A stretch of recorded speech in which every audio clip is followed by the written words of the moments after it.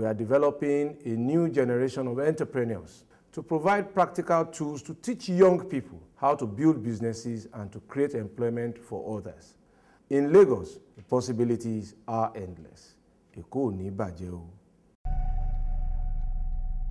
Lagos State, in partnership with AGDC, presents Ignite, powered by First Bank and supported by Bank of Industry.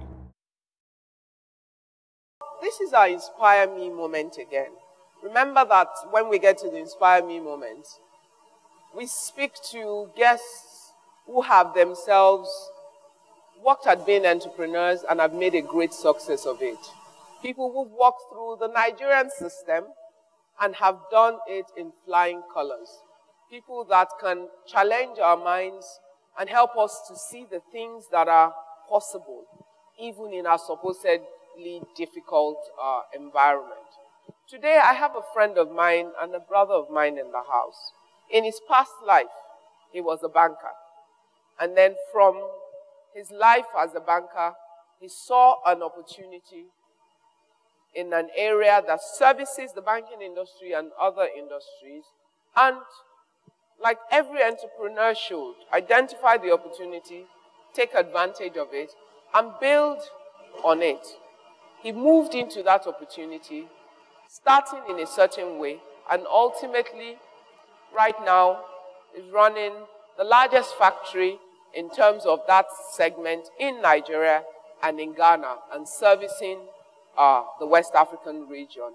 And it can go as far as it wants because they're really an international standard company. My guest today is Tokunbo Talabi, and is the Chief Executive Officer of Superflux Group.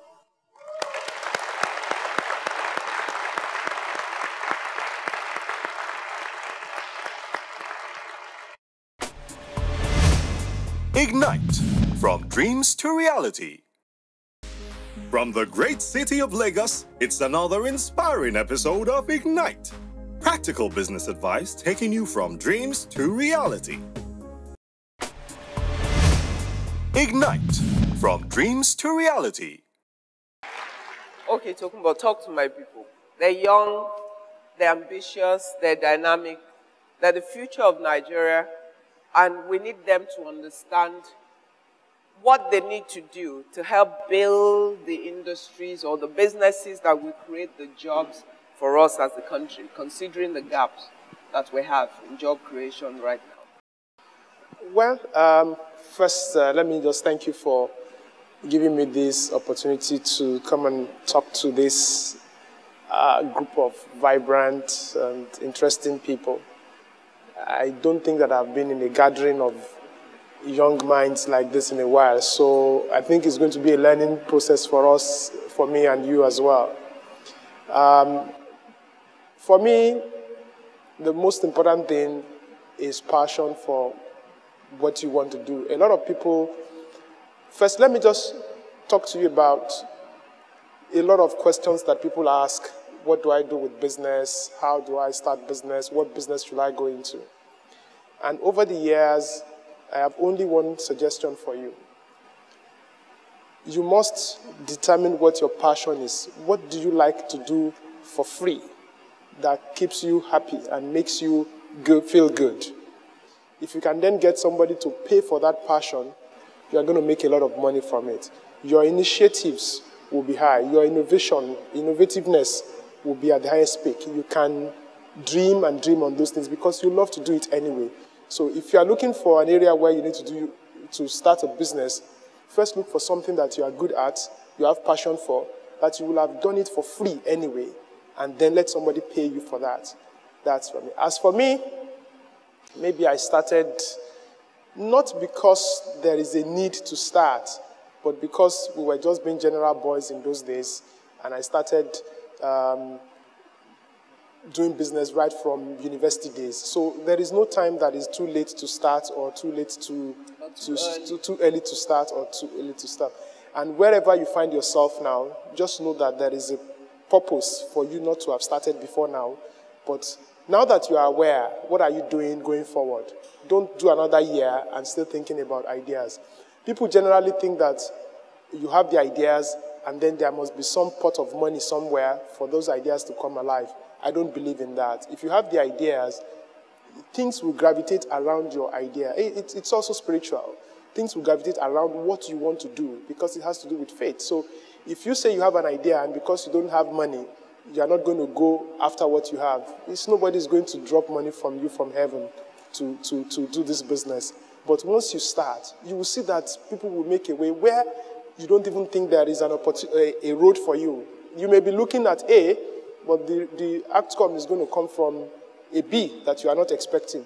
But the most important thing driving you is that you are focused on what you want to do, you have passion, you believe in it, and you are not letting anything around you stop you from achieving what you want to achieve. Nigeria is supposedly known for a difficult country to do business in, but people still make headway. You know, if you can make it in Nigeria, believe me, there is no other way in the world that you won't be a superstar. I can assure you of that.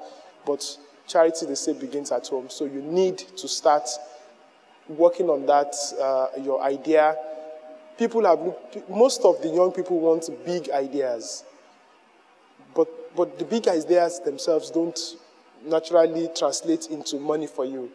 The smaller ideas, the things that you can manage within your own circle before you expand, this is where the opportunities lie for you in any industry. People wonder the person selling recharge card on the street.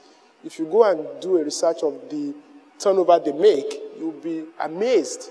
Some of us also want to do businesses or business ideas that has a showpiece to it, where you are just more concerned about the media presence and people know me for this type of exotic business rather than go to things that will give you money.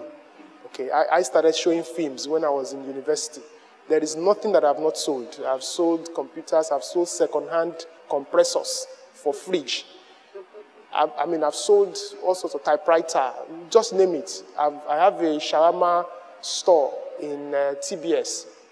I go to trade fairs in Lagos, Kaduna, just to set up a shawarma store and, sell burger and all that. But at the end of the day, it builds up an experience for you. It builds up, you now have a nose for what can work and what will not work. And you keep learning in that process. Now, what I want you to do is, you've told them a bit of how you started, and everything he's told you was before you even went to the bank to work. Yes. So those were his student days and after school things he was trying out. Like some of you, right now you're a bundle of many business ideas. You're trying this one, you're trying this one. As you do many things, none of it is lost because you will learn from all of them, like he said, learning experiences. But as you follow those different expressions, you will find a pointer. Everything will come together. Yes. So take it from after all those your trial and error stages, and then you went to the bank, and how you then moved out for Superflux or Kalamazoo to start. Okay. By the way, we haven't told you what his business does. He needs to tell you. Okay.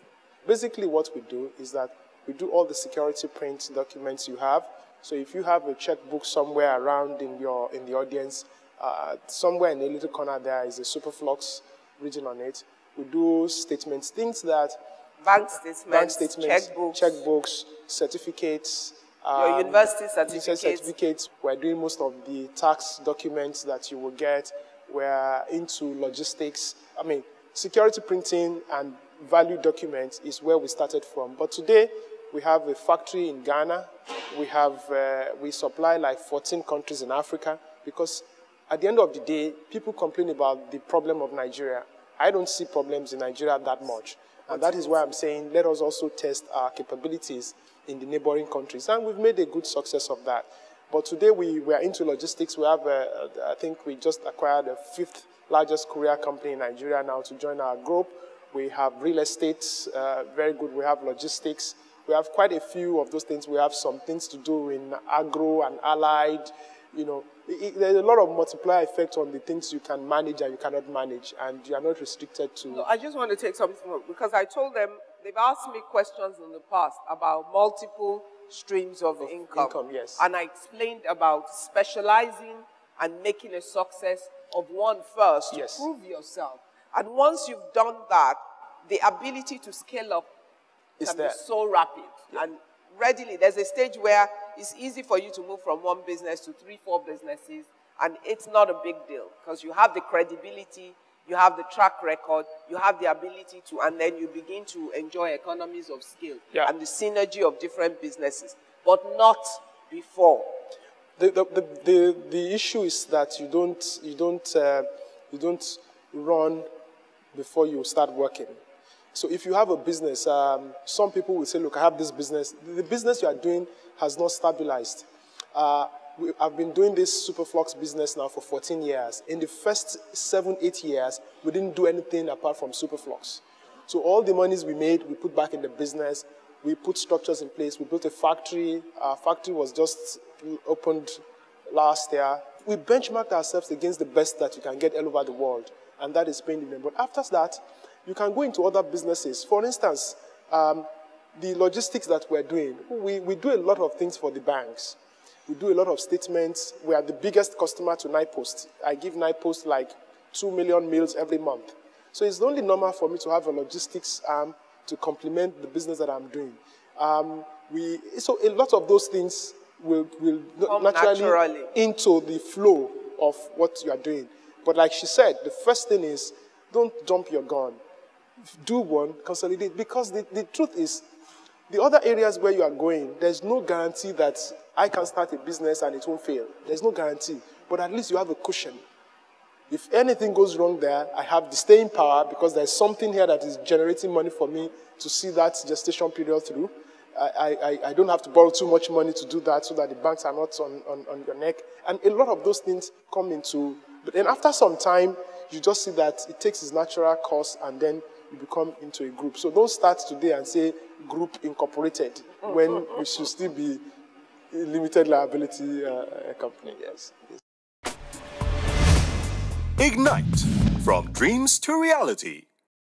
What do I like? I like what I do. I like going on holiday with my family. And I like my car. I like gadgets. And I like my bank. If your bank were us, you would like us too. Since 1894, we have built a strong and stable financial institution based on insightful local know-how, global reach, and a commitment to deliver to you world-class innovative solutions. First Bank, truly the first. Ignite, from dreams to reality. Please, in your time over the years in business, what are the most critical learnings you'd like to share with them? Moments you can remember, real life experiences, things that you know, both challenges and victories. Because a lot of them are just starting, a lot of them are at the early stages of their business, things they can hold on to that would help them to cross the hurdle when they get to it. The first thing that I will probably like to say to you, like I said earlier, is the dream. When you have an idea or a dream, you naturally talk to people about your ideas and all that. And I found with time that if you believe in your dream and you speak to a man and it's not in line with your dream, just leave him, okay? Don't let people discourage you by putting such a big wall in front of you. The world is not even perfect.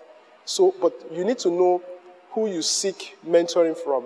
For instance, there was a time I started this business and everybody's calling me to say, look, where are you? And I was the only man. So I went to somebody who has been in the business before me and he has only one staff. So I said, look, you guys have only one staff. Why are you doing it? I have this problem.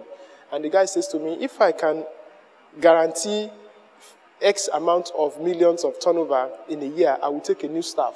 He's been doing the business for 6, 7 years. At the time we were talking, my turnover was already 5 times his own. So there is nothing that guy can teach me in that business because I'm already bigger than he is. He might have the bigger image. He might have presence in the market, but in terms of activity. So sometimes when you are looking for mentoring, Don't go and get mentoring from somebody who also needs to be mentored. You need to go and get mentoring from somebody who has done it.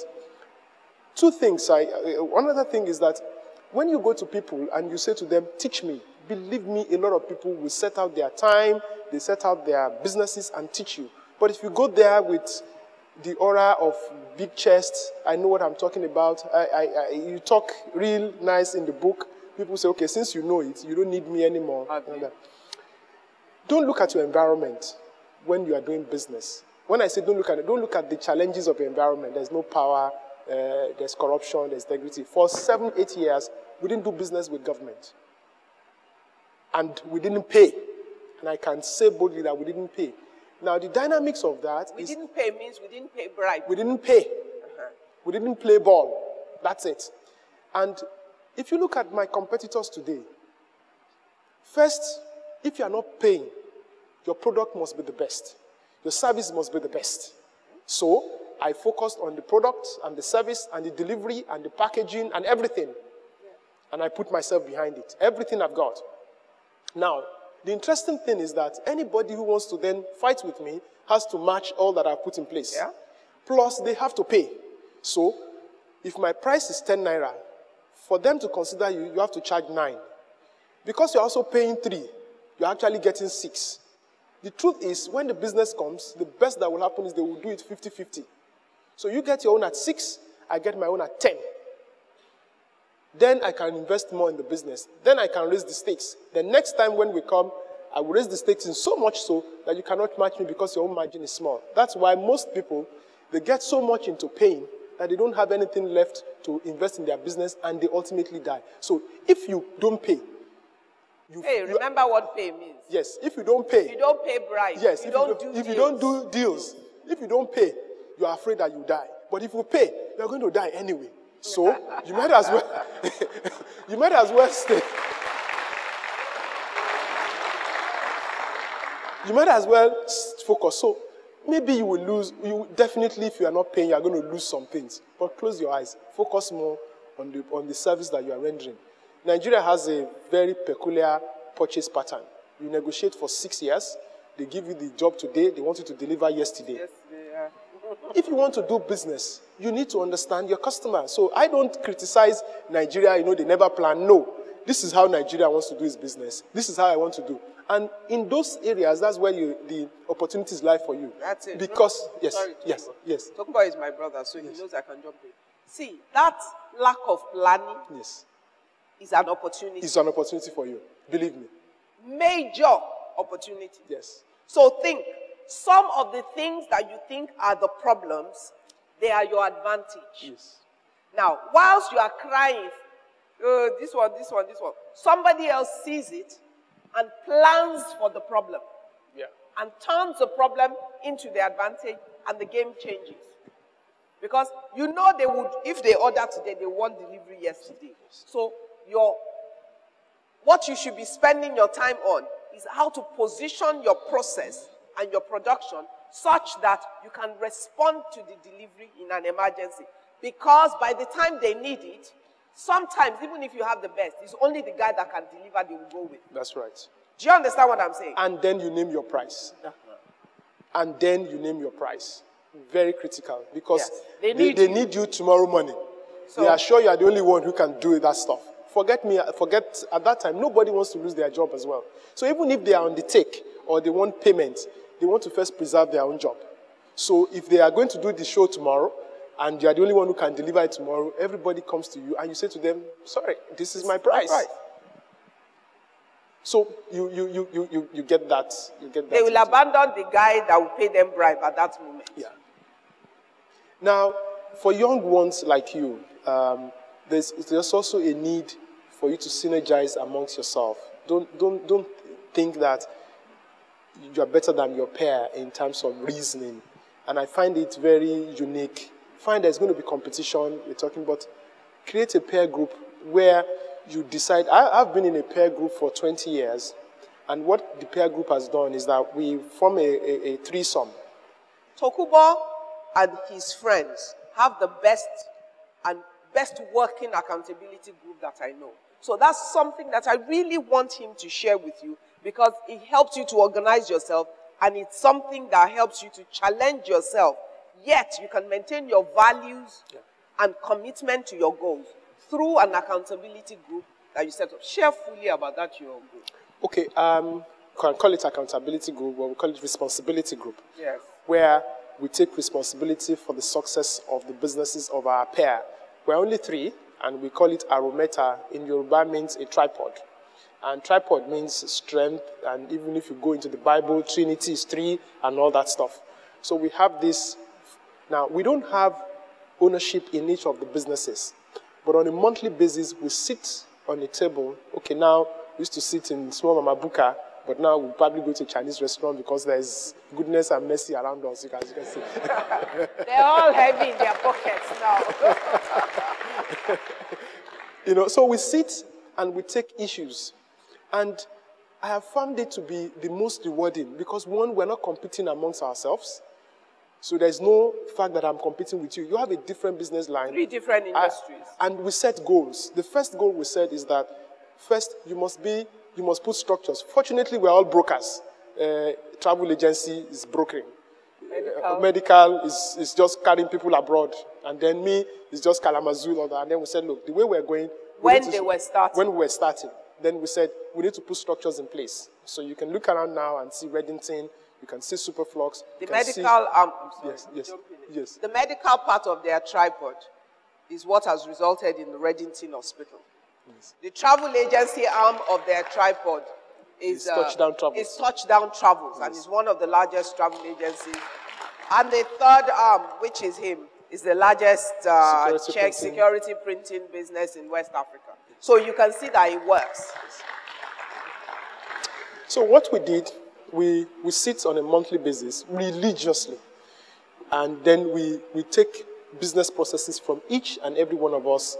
We may not have time to take all, but this month we can focus on A, and then we'll talk about it. B next month and all that. So we are very specific with goals. The first goal we set for ourselves is that whatever criteria anybody will use to judge you in your industry, you must be number 1.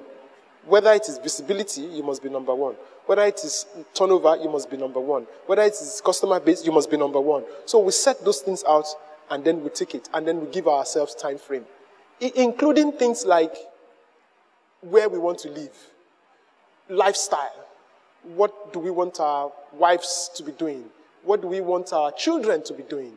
A lot of things, because the core business issues, if you are going to, and it's a very simple rule. There are 3 of us. There's the process owner, which could be me, and 2 other people. You need majority to go ahead. So all I need to do is to convince 1 person to join with me, and then we can defeat. So you always have the pros and the cons. So you play the alternate whatever, and you play the pro and the con, and then convince me to be on your side. And we've done that over the years for almost everything. 14 years we've done that stuff. And you can see that, I mean, we really created a lot of synergy from it up to now. Touchdown Travels is the biggest travel agency by far, and every year there are certain awards that they must win. You must win BA, you must win Virgin, you must win as the best agency. So that's how you do criteria for and there are specific targets that that is visible. So when you say win BA, win this, win that, it's already there. Then you look at Reddington, they have their own also. This is the best reference hospital. If anybody wants to do anything, your name must come first. And security printing. It was during one of those sessions that the team mandated me, though I'm the owner of the business, to say, no, you cannot avoid government now. Go after government, but make it selective on your terms. So I only wait for that last minute crisis situation, and then you move in. Crisis situation, and then you move in. Crisis situation, because it's like she's saying, it's like another expansion of the business, but the core business that can bear my cost is already there, and we're just building on it, and we did quite a few of those, yes. Okay.